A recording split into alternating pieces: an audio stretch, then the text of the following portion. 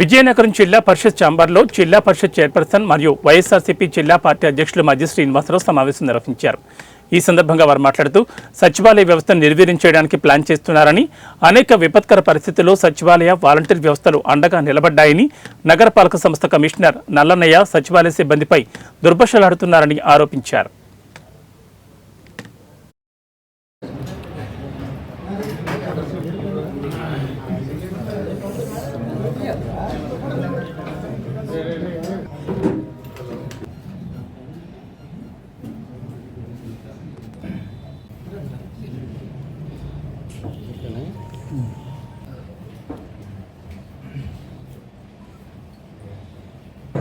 సచివాలయ వ్యవస్థ గురించి తీసుకుంటే ఇవాళ సచివాలయ వ్యవస్థ ఉద్యోగస్తుల తాలూకా వారందరూ కూడా సుమారు అన్ని డిపార్ట్మెంట్స్లో ఉన్నవాళ్ళు.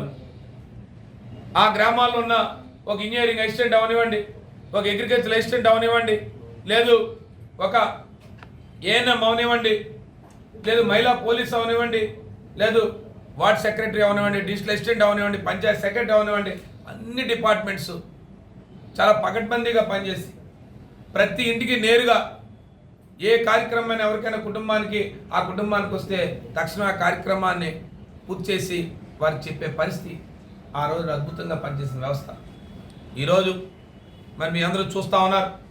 మరి సాక్షాత్తు నేను విజయనగరం నగరపాలక సంస్థలో ప్రత్యేకించి జరుగుతున్న కార్యక్రమాన్ని మీ అందరూ కూడా ఈరోజు ఈ జిల్లా ప్రజలందరూ కూడా చూశారు. ఇవాళ అన్ని పత్రికల్లో కూడా ఇవాళ ప్రధానమైన శీర్షికగా వచ్చింది.